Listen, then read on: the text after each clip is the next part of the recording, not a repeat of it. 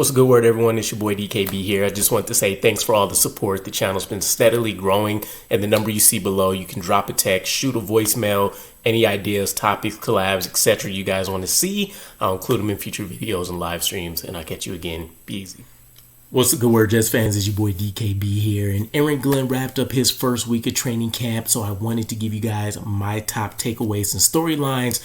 Let me know what yours are in the comments, but there's plenty of events to choose from. The contract extensions, the injury scares, the top performers, worst performers from the week, and my underrated favorite is all of the player interviews and press conferences that come out.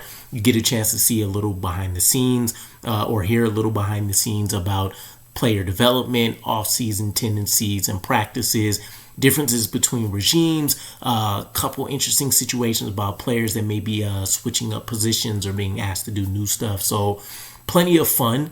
Also, this Monday, I should have a live where I want to do a stock up, stock down video for each position group and get a little bit more granular with kind of what's been happening and really dive a little bit more into those specific situations, talk about a few more players and probably what's been highlighted on a lot of these reports. So it should be fun. Come kick it. But with that said, let's dive into this list.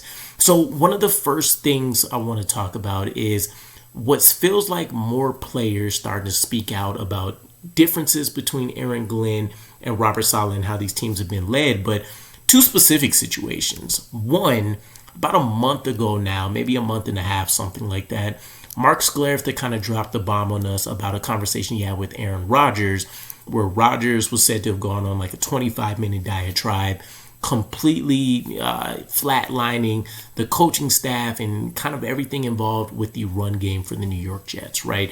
How the coach was essentially terrible, the scheme made no sense, the play calling was trash, the concepts were horrible, the whole 9 yards, right?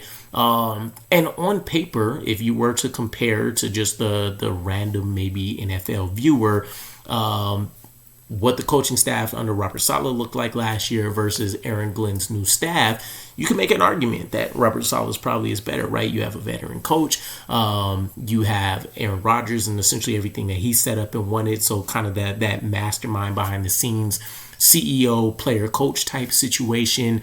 Whereas with Aaron Glenn, you're talking about a lot of former player coaches, but specific to us, we picked up, I think the name was Luke McKissick, running back coach from Maryland, something like that. And then you're talking about Brees Hall coming off a down year, Braylon Allen, who's had highlights, but also has stretches of maybe downward play. And then maybe the biggest knock on Isaiah Davis is that he wasn't utilized more last year as one of the more efficient backs. But Brees Hall really kind of backed up a lot of what we heard coming out of that Aaron Rodgers diatribe, if you will, when it comes to it, right? That the team wasn't bought in, that the players may not have been put into the most advantageous situations last year. And then ultimately, kind of going into my second point here, that the accountability maybe wasn't where it really needed to be. And so for the first time, not only is Brees Hall kind of in the mindset of this is a prove it year, right? A do or die type year where I might not be wearing green and white anymore, or I may be looking at being able to put myself into extension talk conversations. He's probably going to be relied on in the same mold as what he was in his freshman year, right? Or excuse me, his rookie year, where we're expecting the offense to run through the ground game. And then as a result of that, you'll still see players like Garrett Wilson go out there and get theirs in the passing game, but hopefully some other guys step up to help and support him out as well. But things are set up really, really well for Brees Hall to succeed. So I just found it intriguing that we're kind of hearing confirmation about how, horrific things were last year. And Brees Hall's specific point, I think, was the fact that there was just a lot of instability with what was going on. You can make an argument that happened before Robert Saleh got fired, but most certainly afterwards as well. So we'll see how things play out here. But going into the second point, accountability. Plenty of people are speaking up. Not only Aaron Glenn, who it feels like, at least the way the media is presenting it, is taking a ton of shots at Robert Saleh. I just don't think that's his MO or philosophy or really how he gets down. But Aaron Glenn has talked about it. And then you have players like AVT and Tyrod Taylor talking about it as well. Guys that are generally a lot more laid back, a lot more silent. They're not really looking to shake things up, but it can't be understated or overstated enough that a lot of these guys feel like right out of the gate, which is crazy, right? You're talking about a couple of weeks of minicamp / OTAs, and then now this first week of training camp. It's not a ton of time, and maybe it's still just the honeymoon phase and all of that good stuff. Obviously, we haven't had any losing that's gone on in the regular season that can sour that, but a lot of these players clearly feel like whatever's happening on the practice field, whatever's happening in these conversations with Aaron Glenn and these coaches, and ultimately whatever's happening on the field when it comes to backing up what Aaron Glenn wants, they're getting more out of this staff than what they've ever gotten last year. And so hearing AVT make comments like this is really the only time he's been held accountable, or that he's seen the team held accountable when he's only had one coach in Robert Saleh, speaks volumes. And then even Tyrod Taylor, when you hear him talking about the accountability of this new staff, and really the fact that Aaron Glenn's message rings true throughout his entire coaching staff. There's not a contradiction in what he's saying versus what is being preached or taught amongst these position groups, and that's huge in and of itself, which leads me to one of my other takeaways here. Aaron Glenn has emphasized playing style over essentially everything else, right? He can figure out the talent, he can figure out developing guys, he can figure out injury situations, all this other stuff, but much like he showed in his final year with Detroit, playing style can take you a ways, regardless of any lack of deficiencies that are coming, right? And just to refresh you guys, 21 players on the injured reserve for Detroit last year. Maybe that number grew a little bit. Can't remember the exact details, but also posted some stats that talk about the different situations where Aaron Glenn really switched up his defense based on all of these players that were going down and the talent that he had available to him. And one of the things that I was thinking about was Robert Saleh had relatively good health for his defense throughout his entire tenure, so he didn't really have that struggle. Offensively, kind of a different situation, but defensively, his biggest calling card was probably the Eagles game, right? Multiple players in the secondary was out, maybe an injury or two to the linebacker or defensive line, but ultimately top tier opponent. Some struggles there. We came out with a win.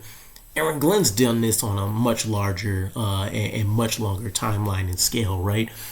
We've seen him not only deal with this very early into the regular season, but when you also talk about probably the majority of your first and second string unit being down, and you're signing guys that just finished working at, Best Buy or bagging shopping carts, and now they're playing in the playoffs. They're playing in division, division title games and all this kind of stuff. And seeing the nuance that he had in terms of catering his tendencies, catering his play calling, etc., to the team is huge to me. So I can't really wait to see what that looks like in practice, and I guess in theory, right? And we've already seen how he's kind of handled a lot of these injury concerns here.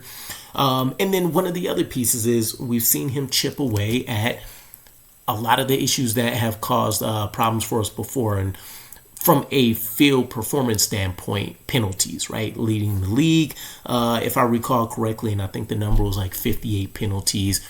We're having refs at every single game. And so the easy piece here for us as fans is to say Robert Saleh didn't do this last year. He was an idiot. And one of the pieces that I love that Zach Rosenblatt called out was we can't forget it wasn't really up to Robert Saleh. At that point, Woody Johnson inserted himself. He was starting to take reins of things. And so I forget how he labeled it, but there was some weird situation where basically they were trying to save money, and so Woody Johnson wasn't paying for the refs, something of that nature. So out of Saleh's hands, and I think that should be accounted for. But with Aaron Glenn, he does have the luxury of having them at every single practice. And so with that, with the combination of seeing the commitment to fundamentals, I'm curious how he handles guys that still continue to rack up penalties, right? Is this a situation where you're having them run laps and they're going through conditioning stuff, or are you sending them back out there for reps with immediate feedback, or are you having them go through fundamentals and then come back for reps and try to figure that out in like real time, right? So I'd be curious to see just a little bit more of what that looks like. And then final thoughts here, 2 players that I wanted to highlight. Will McDonald. He is a player that has stepped up in a big way this offseason because he's really all anybody can talk about when it comes to the defense and the pass rush and really just how awesome he looks. And it feels like there's another level that he's found a way to unlock here very early when it comes to the power part of his game, while not losing any of that speed after bulking up 10-15 pounds. And he's been able to go out there and kind of whip up on Armand Mimbu, which has been the primary matchup, I believe, called out by Aaron Glenn and a couple others.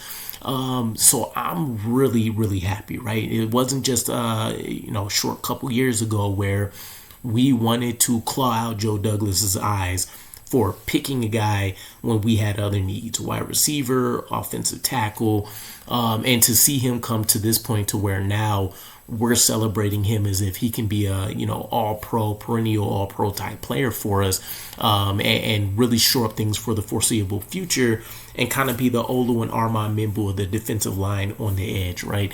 So really big for us that he's been able to go out there and dominate the majority, if not all of these practices so far. And if you believe in the energy and just the vibes, it feels like he may go out there and set some new career best, which would be huge for us, right? Another double-digit sack season would be a plus, but I would also, recommend that you guys go check out Joe Blewett's breakdown that he did from last season and just how impressive it was, and maybe even still some stuff that he could have done to post some even better numbers, right? But just from a skill set and development standpoint, how impressive he actually was. And then on the opposite side of the ball, a rookie in Arian Smith. I thought pads would come on at least once or so during the first week of practice. So this just feels like kind of a continuation from OTAs. But Arian Smith really hasn't lost any steam. The hype train is still rolling for him.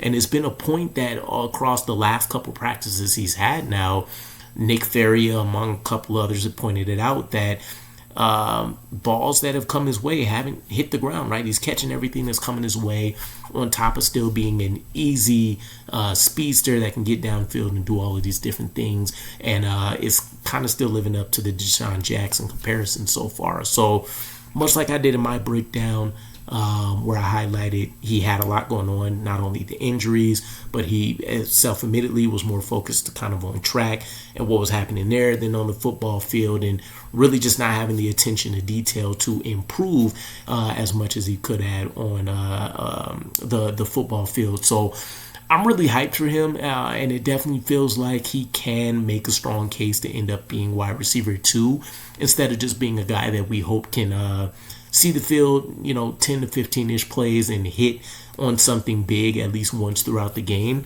It feels like he may have a much larger role. You tack on the fact that the special teams coaches are really excited about him as well, and potentially finding a role for him there is huge, is definitely huge for us. So again, let me know what your takeaways and storylines that you guys have, and anything you want to add to what I pointed out, and I'll catch you guys again. Peace.